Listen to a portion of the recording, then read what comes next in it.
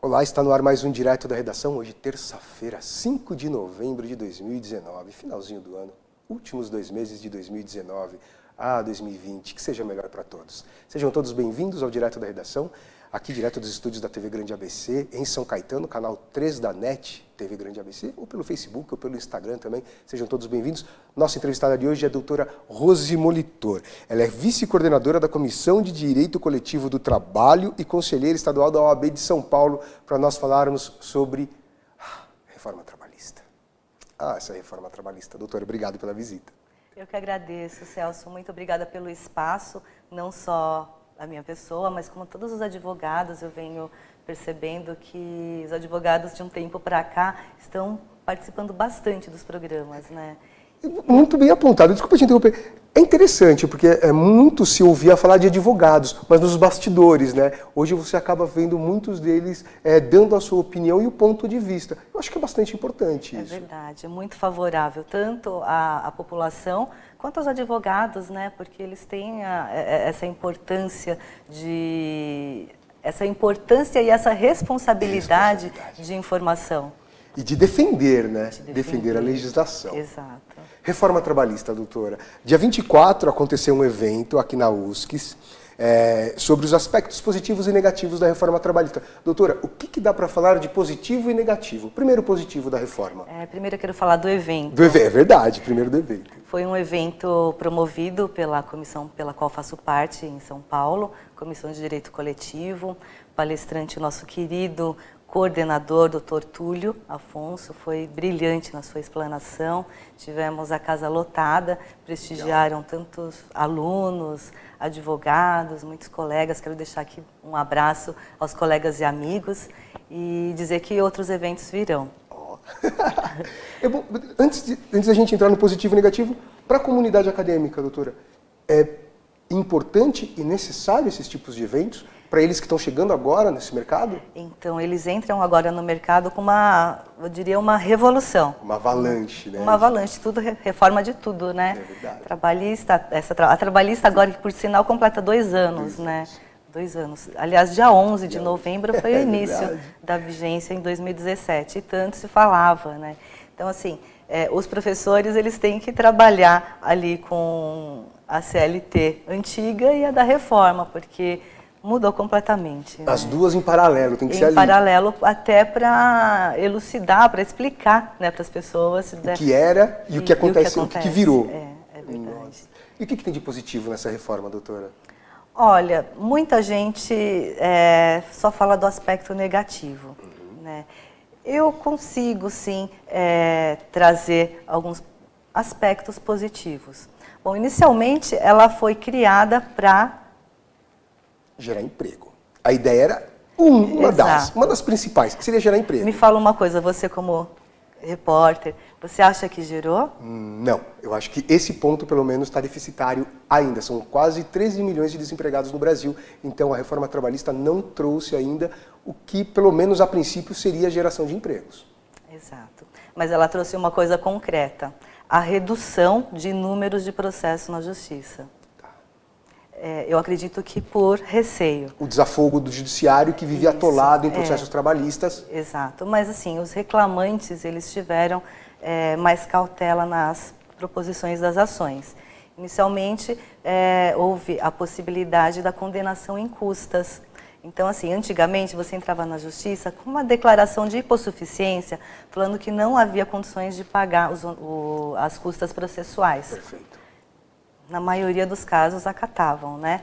A não ser aqueles casos de salários assim exorbitantes, que não, inquestionáveis. Exato, e mesmo assim a gente via alguns casos que sim havia ainda essas possibilidades. Dava a possibilidade da justiça gratuita. E agora não. Então, assim, se a pessoa receber até cerca de 2.200, 40% do teto da Previdência Social, você tem sim a possibilidade da justiça gratuita. Ainda o juiz vai avaliar se é o caso, né? Então, com base nisso, por medo de ter que pagar as custas do processo, de ter que pagar uma perícia judicial, por exemplo, se eu tenho uma LER, lesão por esforço repetitivo, e preciso provar essa LER através de uma perícia. Se eu perder essa perícia, eu vou ter que pagar os honorários do perito, né? Obviamente que quem paga os honorários, se eu ganhar, será a empresa. Mas eu tenho esse risco de, além de entrar com a ação, perder e ter que pagar, ou seja, se eu não tiver a justiça gratuita. Além de pagar o perito, ainda pagar as custas do honorário do advogado da defesa do empregador. Ainda é um outro fator, a sucumbência. Sucumbência. Se você perder os pontos que você perder na sua reclamação trabalhista, você poderá ser condenado na verba de sucumbência. Verba de sucumbência é o honorário do advogado da parte contrária. Ou seja, além de... E aí você fala assim, mas e se eu tiver a justiça gratuita, eu vou ter que pagar?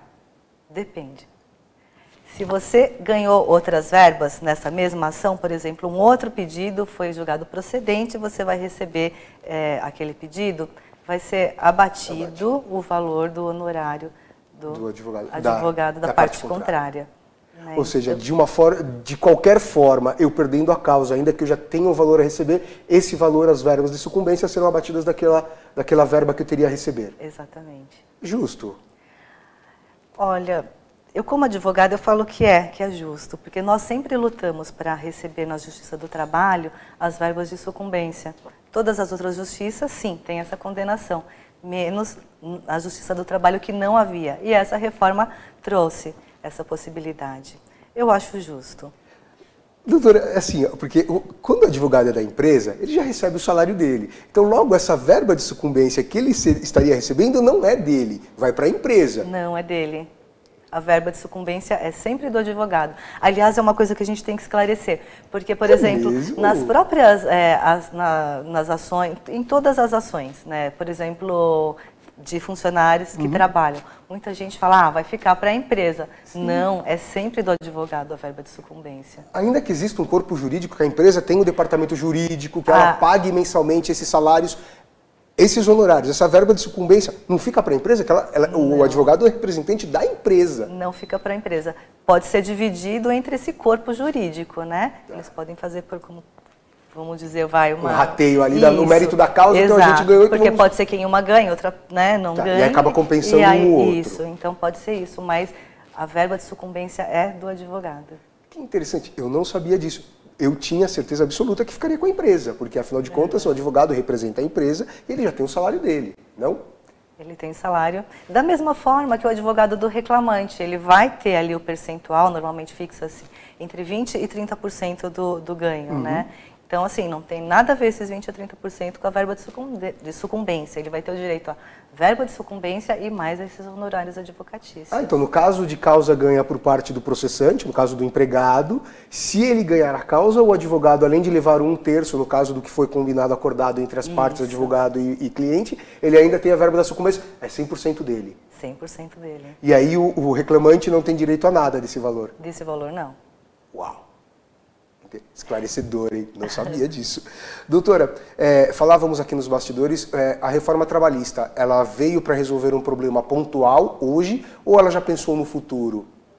Ela teve uma visão mais futurista de alguns 5, 10 anos adiante ou ela veio para resolver o problema momentâneo?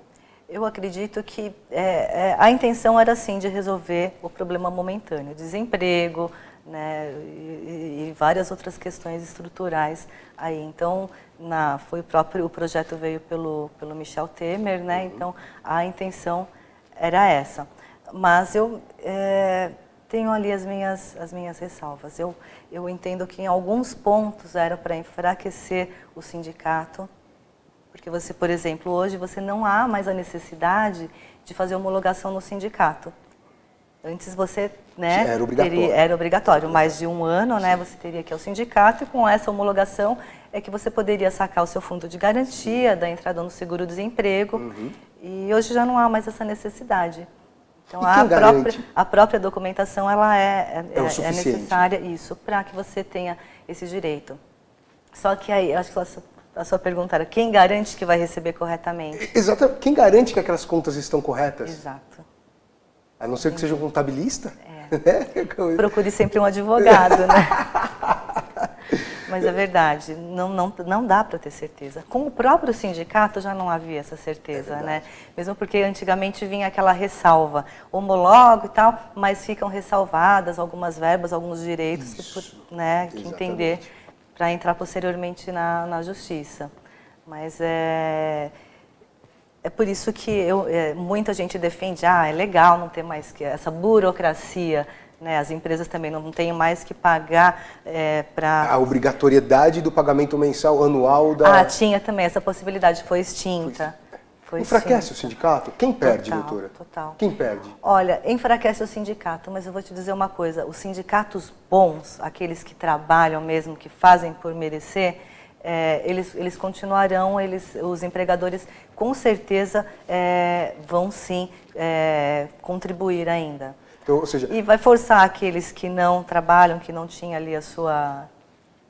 não agia de forma correta, só estava interessado em receber, a oferecer melhorias para os seus associados. Que assim, era o que eu não via. Muito se falava dos sindicatos, não estou falando de um ou de outro, estou falando de todos os sindicatos. Muito se falava de sindicatos, só que pouco se ouvia ou se via a ação dos sindicatos, a não ser quando vinha para piquetes nas ruas, para reivindicar algumas coisas. Então, o sindicato ele mais trabalhava nos bastidores, era muito ouvia-se, mas não via-se. Ele só aparecia na época de firmar a convenção coletiva, na época de firmar ali quais seriam seus descontos de contribuições, e criavam várias contribuições. E garantir que essa contribuição fosse descontada. Isso sim, havia garantia, né? Então, quer dizer, do ponto de vista bom, então. Se o sindicato for correto, se o sindicato criar meios, criar melhores condições, lutar realmente pelo tanto empregado quanto pelo empregador, porque tem o sindicato patronal também, né? Verdade. Então, eu tenho certeza que ele vai continuar.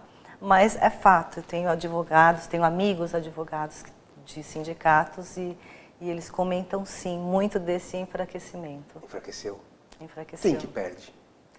Eu acho que perde no geral. Todo mundo. Ninguém ganha. Por isso que assim muita gente vibra com esse fim, né, com essa contribuição.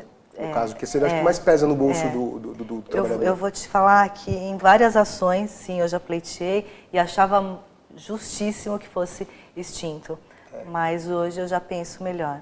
Eu já penso melhor, porque você tem toda ali uma classe, você tem uma pessoa, você tem um órgão que luta por você. Então, para esses sindicatos, sim, corretos, que trabalham efetivos, né, eu acho que sim, teve prejuízo. Mas espero, e a força está, né, como sempre, na população, nos empregados, espero que eles saibam notar.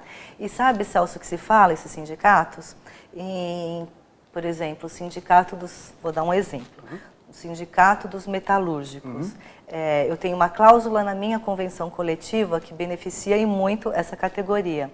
Antigamente aliás, ainda, né, até hoje, ela abrange a todos os funcionários, sendo ou não associados. Hoje não, já falam nessas cláusulas fazerem, né, direitos e obrigações só para aqueles que forem associados. Ou seja, não é associado, você não tem esse direito. Você não vai ser defendido por esse sindicato.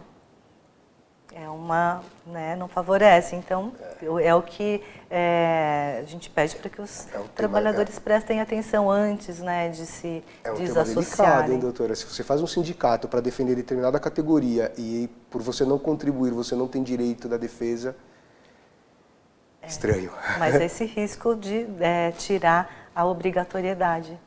Né? Vou pedir uma licença. A você que acompanha direto da redação, não sai daí não, a gente já volta. A gente vai para um breve break comercial e já volta, rapidinho.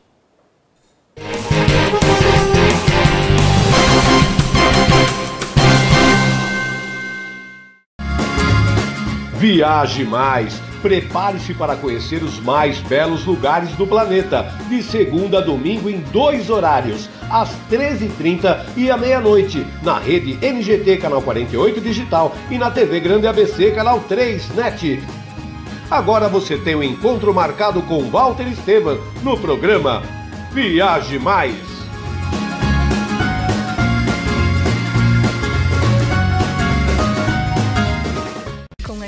Juliana Flores, você está a um clique de deixar alguém ainda mais feliz. Entrega de presentes, flores e momentos únicos em até 3 horas em todo o Brasil. Acessou, comprou, chegou, sorriu.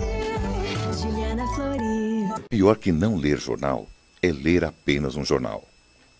Leia, assine e anuncie no Jornal ABC Repórter. 4224-4789. Se você é notícia, foi ou vai ser, ligue para a nossa redação ou mande um e-mail para redação@jornalabcreporter.com.br. ABC Repórter, o diário. www.jornalabcreporter.com.br. Ei, quer saber como escolher a sua escola de inglês? Não pergunte pro boneco do posto. Não pergunte pra esse monte de gatos da sorte. Não pergunte pra essa estátua. Nem pra esse cara sem boca, né? Não pergunte pra essa boneca havaiana, pra essa turminha aí ou pro rapaz dessa foto. Mas esse balão de barba vai saber, né? Nah. Pergunte pra quem já faz IASIG e faça a escolha certa.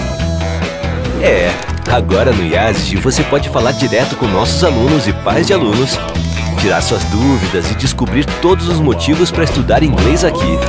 Fale com a gente, fale com o mundo. IASIG, você cidadão do mundo. Sejam bem-vindos ao Restaurante Vital Brasil. Quartas e sábados, a melhor feijoada é aqui. Com pratos diários e variados, carne, peixe, frango, parmegiana, estrogonofe, rabada e a famosa feijoada. Ligue delivery no fone 43186818 e faça seu pedido sem taxa de entrega. Rua Vital Brasil 328, Bairro Oswaldo Cruz, São Caetano do Sul. E às quartas e sábados, vem experimentar a melhor feijoada da região. Agora deu vontade, né? Então vem, Restaurante Vital Brasil. Hora do almoço, Goiás Espetos Bar Restaurante. Bem-vindos ao Goiás Espetos Bar. Ambiente agradável, ótimo atendimento, buffet com frango, costela, feijoada, peixes, parmegiana e muito mais. Self-service com suco natural e sobremesa grátis. Ligue delivery no 4227-4229 ou WhatsApp 98381-5068 com localização privilegiada na Avenida Goiás 182, São Caetano do Sul. Venha almoçar aqui no Goiás Espetos Bar e Restaurante.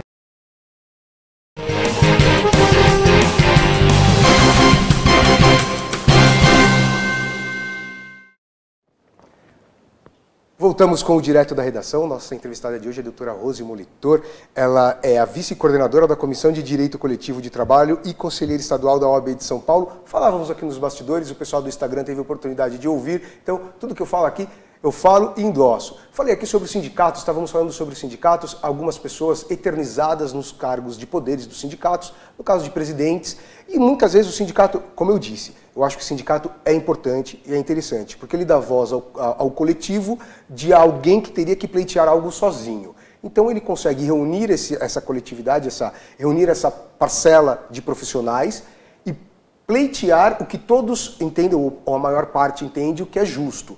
Eu acho interessante. Agora, você eternizar uma pessoa no cargo de presidente e ela se perpetuar nesse cargo, você tem um sindicato que ele faz mais do mesmo sempre. Ele não vai mudar. Exatamente. E a alternância no poder em qualquer esfera, em qualquer classe, em qualquer... É salutar, é necessário. Fundamental. Né? Então, assim, eu acho que você perpetuar uma pessoa no poder é simplesmente aceitar o que ela vai te empurrar goela abaixo. Então ela vai fazer, você sabe que o ano que vem vai ser a mesma coisa, e o outro ano vai ser a mesma coisa, e não vai mudar.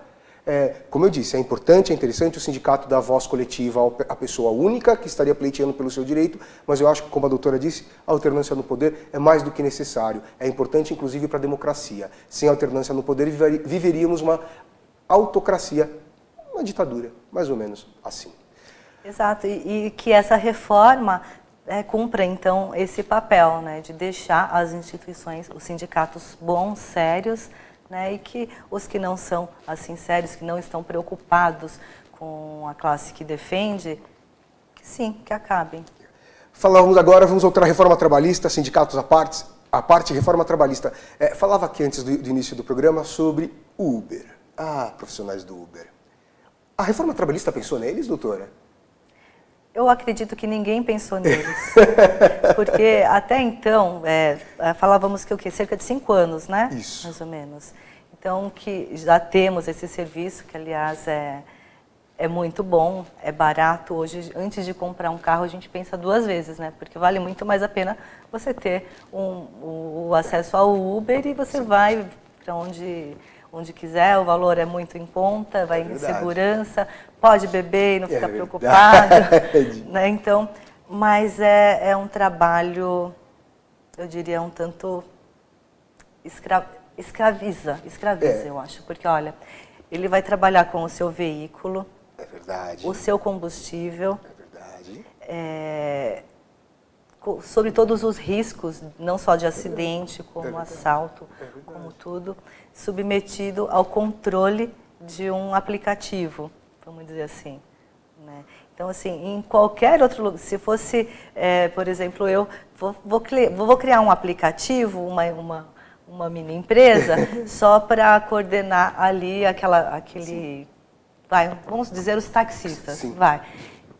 Obviamente eu seria uma empregadora, né? Mas esse aplicativo, que então, não é nem nosso, né? Não nem é brasileiro. É verdade, tem mais essa. Que nem é brasileiro. Coordena aí uma massa, porque hoje em dia todos, né, trabalham, muita gente trabalha nesse aplicativo. Muita gente. Quem tem outra função fala, eu faço bico de vez em quando. Subemprego, o famoso subemprego. É verdade. Ganha-se, mas tem muito prejuízo. Se você for considerar em relação a um empregado que teria direito a verbas... Isso que eu falo, do ponto de vista legal, o rendimento dele seria muito maior se fosse tudo de acordo com a lei. Exato.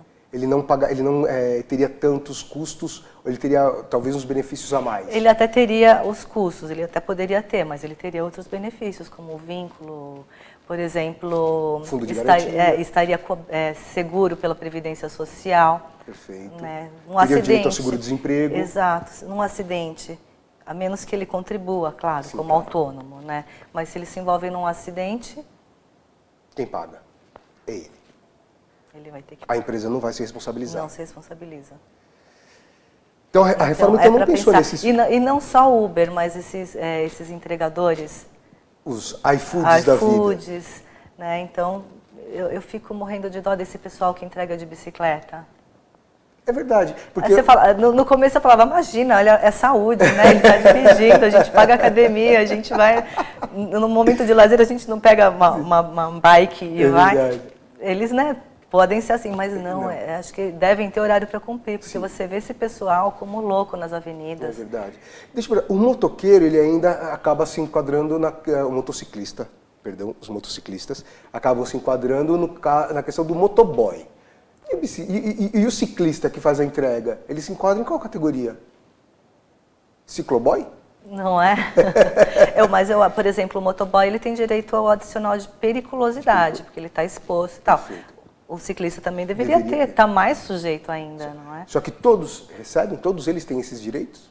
Os que têm vínculo, sim. O que tem vínculo? O que tem vínculo. Os que não têm vínculo, eles estão ali arcando com o risco, né? Como o próprio motorista de Uber. Exatamente. Então, a reforma, então, ela...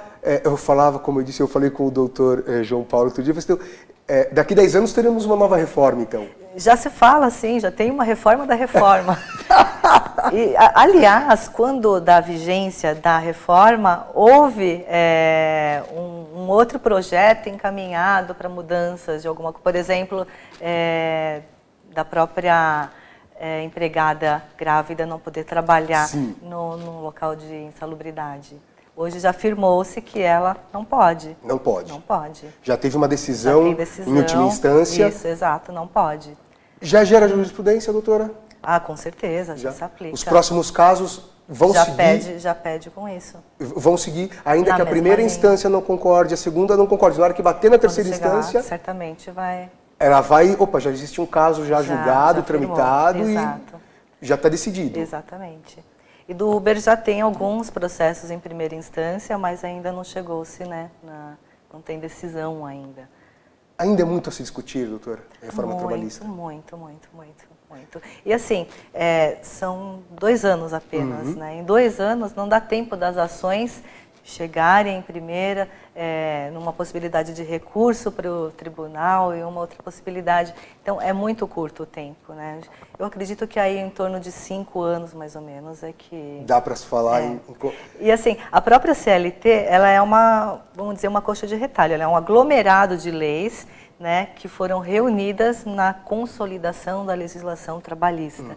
Fora outras leis, NR, súmulas, né, jurisprudências, julgados e tudo mais. Então, dessa reforma trabalhista ainda surgirá novas alterações. Né? Dá para se falar que se demorou muito para se pensar numa reforma trabalhista? A CLT é de 1932, na época de Getúlio ainda.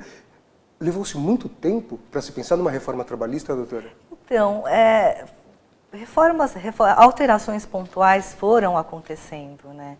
Essa reforma trabalhista eu entendo mais como uma jogada política. Vamos gerar emprego. Vamos gerar emprego, mas tirando da parte mais fraca. Mais fraca.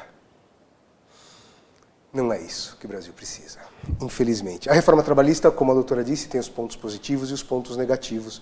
Eu acredito que ainda há muito que se discutir para entender o que realmente é bom e o que realmente é ruim.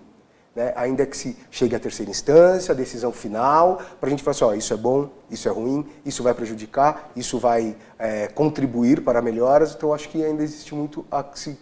Mas o que me chama a atenção, estamos quase chegando ao final do programa, doutora, não foram chamados empresários, sindicatos, classes de trabalhodores para conversar sobre. A própria OAB.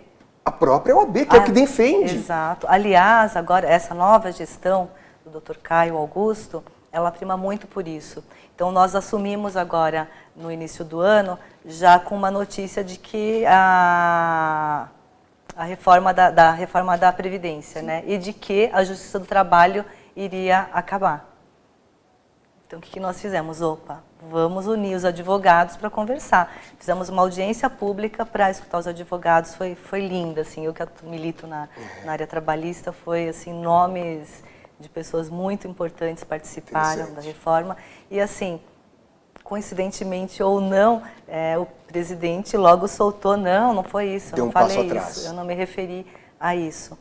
Mas a gente vê que caminha para isso, para o fim da Justiça do Trabalho. E falta chamar todos para conversarem e não tomar decisões de forma unilateral. Exato. Eu acho que a reforma trabalhista foi assim, tomada de forma unilateral. Vamos fazer para gerar empregos e alguns outros pontos e muitas coisas ainda não aconteceram. Exatamente. A gente precisa tomar cuidado com todos esses detalhes. Isso. Maravilha. Doutora, obrigado pela visita, obrigado pela entrevista.